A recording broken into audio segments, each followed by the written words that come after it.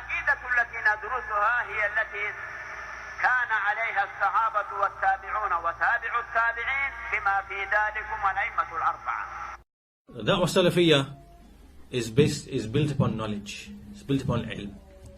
You cannot be a person who ascribes to the Salafi da'wah and proceed upon ignorance. That should be clear from what we've discussed. Because we are people who call to Allah. قُلْ هَذِهِ سَبِيلِي أَدْعُو إِلَى اللَّهِ عَلَى بَصِيرَةٍ. I call to Allah upon basira. You will not gain this basira except with ilm. And ilm is given in the masajid and the marakis of Ahlus Sunnah. Don't sit in your home and think you can seek ilm from the internet. Because the internet is full of evil people, full of shubuhat. The asl with ilm is as-sima'. If you can't travel to a scholar, then come to a talibul ilm. But listen by way of as-sima', because this is how ilm was at the beginning. The Sahaba, through hearing. Right? In fact, I'll mention to you benefits as well, in relation to this online, So, the asl of ilm is through sima'. Sahaba would listen to the Message of Islam and memorize the hadith. Right? Then after that, the sunnah was written, and the book became a source as well.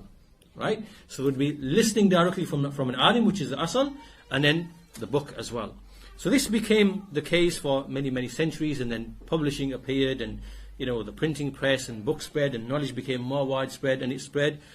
Then we come to our time, the 20th century, and now we see that we come to the electronic age, and the various phases in the electronic age. First, there was just articles, you download PDFs, and you read, and so on and so forth, and that was a beneficial period.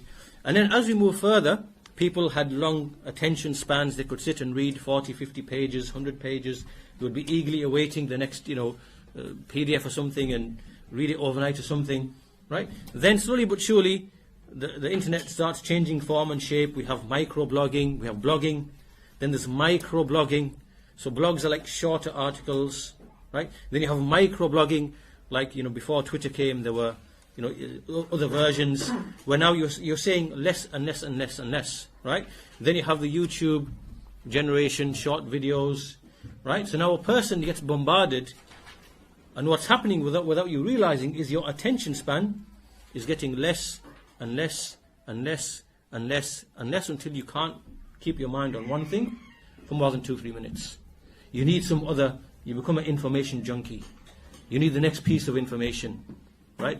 That one's been processed within about 30 seconds. You read the tweet, the mind's processed it, now you're looking for the next, I'm telling you, this is from research.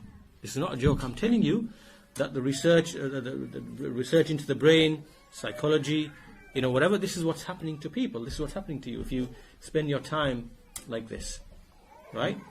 So two things.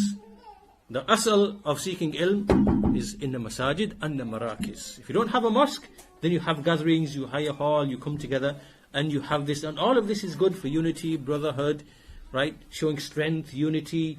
You discuss issues, you gain fiqh in the deen of Allah Azza wa Jal. You must upkeep this. This is a responsibility. And so you do this by way of hearing, right? First and foremost. And secondly, the internet, I'd showed you the danger of relying upon it too much. Yes, you can download durus and you can store them, and this should be part of planned, organized learning. This is what the scholars say. You must have ikhlas, sidq, taqwa, then you must have a plan.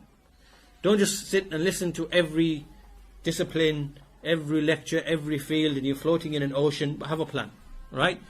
Next 4 months, I'm going to study Al-Qawaid Al-Arba'. How am I going to do this? Well, okay, first of all, memorize the text if I can. Next, okay, let me find every explanation that is out there.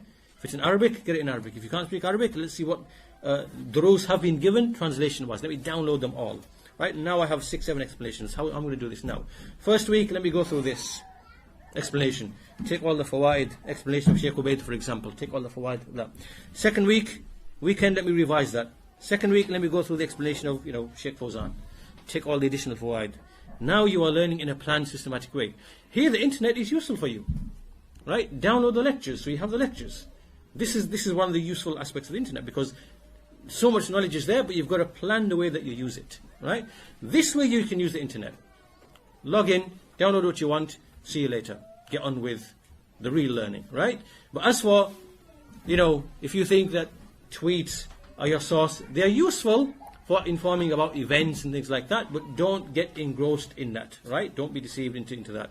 Your learning is the traditional way of learning. This is how you will benefit and proceed. Obviously, the second danger is the fact that on the internet, there are the mutasattirin bis Salafiyyah, those who claim to be Salafis, they spread shubuhat. You don't want your mind to be poisoned with any of that stuff. Stick to the asl. Know who the people of the Sunnah are. Go to them. Go to their masajid. Go to their maraqis. You will be safe in your religion. Right? So it is upon you in this area, in this city, that you meet like you've met together in this gathering. Right? Seeking reward from Allah Azza wa Jal. As we see in the hadith, Man ghada ila al-masjid la yurid illa an yata'allam aw yu'allim falahu ka ajri hajin taman hajjatuh. That whoever comes out to the masjid not seeking anything except to either learn or to teach goodness, he will have the reward of the one who makes hajj and whose hajj is completed. Hadith Sahih. Shaykh Albani says Hasan Sahih. Amazing hadith. Put this hadith in front of your eyes. Print it out. Put it on your front door. In your kitchen. Right? That will motivate you to come to the masajid. Not the masajid and the maraqis. Your niyyah is the same. Fahimtum? Yes? Barakallahu feekum.